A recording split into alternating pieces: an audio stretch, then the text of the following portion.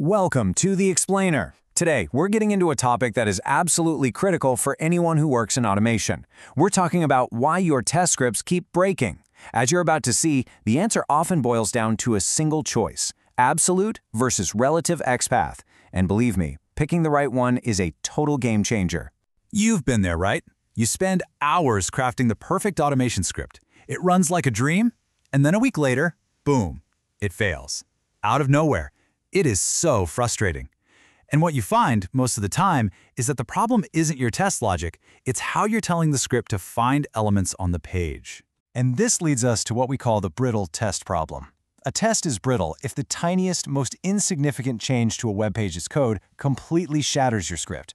I'm talking about a developer adding a simple banner, and suddenly everything falls apart. It's a massive waste of time, and it all comes down to the paths we choose. And that right there is the key. The real problem isn't your test, it's your path. The long-term stability of your entire automation suite really depends on the type of XPath you use. It's kind of like the difference between building your house on solid rock versus building it on shifting sand. So let's dive into the two ways you can do it. Okay, first up we have the absolute XPath. You can think of this as, well, the long way home. It's the scenic route that maps out every single turn from the very start of your journey all the way to the end. It's extremely direct, but as we're about to see, that's actually its biggest weakness. So what is it exactly? An absolute XPath gives the complete, step-by-step address from the very top of the web page. I'm talking the root HTML element, all the way down through every single parent element until it gets to this specific thing you're looking for. And here's a super easy way to spot one.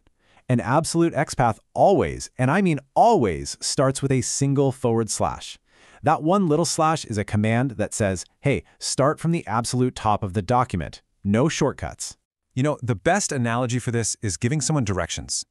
An absolute path is like telling them, okay, when you leave the airport, take the first right, drive exactly 2 miles, turn left at the 3rd traffic light, then count 4 buildings on your right, and it's the 5th door. See how ridiculously specific that is? And here's what that looks like in the actual code. Just look at this path. /HTML /body /div3 ...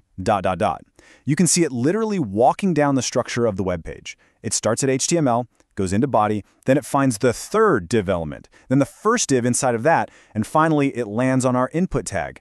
Every single step. Right, so going back to our driving directions, what happens if the city adds a new stoplight? Or if one of those roads is suddenly closed for construction? Your perfect, super specific directions are now completely worthless.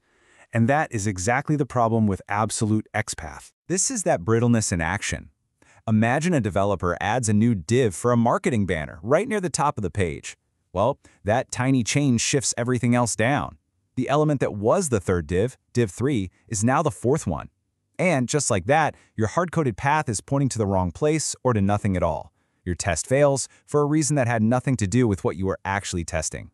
So, if the absolute path is so fragile, what's the alternative? Well, thankfully, there's a much smarter, more resilient way to do this. It's called the relative XPath. Now, unlike the absolute path, a relative XPath doesn't care about the top of the page. It doesn't start from the root at all. Instead, it just starts searching from, well, anywhere in the document, looking for an element that matches a unique description, like its ID, or its name, or its class. And the syntax for this one is just as easy to spot. A relative XPath always kicks off with a //. Those 2 slashes tell the system, hey, search anywhere on this page for the thing I'm about to describe. It's not locked into one specific location. Let's go back to our directions analogy one last time. This is like telling your friend, just find Main Street and look for the building with the big red door.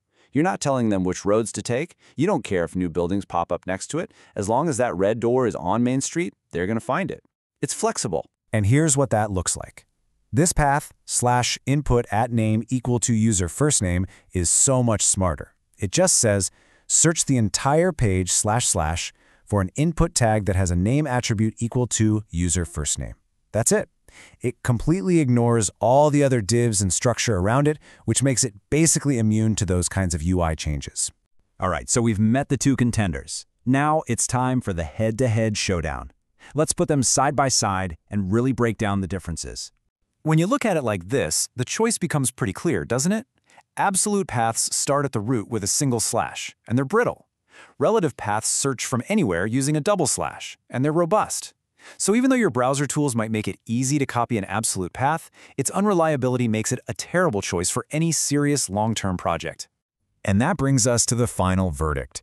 When you're building automation that needs to be stable, easy to maintain, and not a constant source of headaches, well, there's a clear professional standard. And hey, you don't have to just take my word for it. The experts over at Software Testing Mentor put it perfectly. Absolute XPath is not reliable. Most of the time, you'll be using relative XPath. The industry has spoken. For professional-grade automation, this is the way. And the reasons why are pretty straightforward. Your tests are way less brittle, so they don't fail all the time. They don't depend on the whole page structure staying exactly the same. All of this leads to automation that's just more stable and way easier to maintain. You end up saving yourself so much time and effort in the long run. It's a huge win. So, here's the bottom line. When you choose to use relative XPath, you're doing more than just picking a selector. You're building your tests on a solid foundation. You're future-proofing your work so it can survive the constant changes of a real-world project.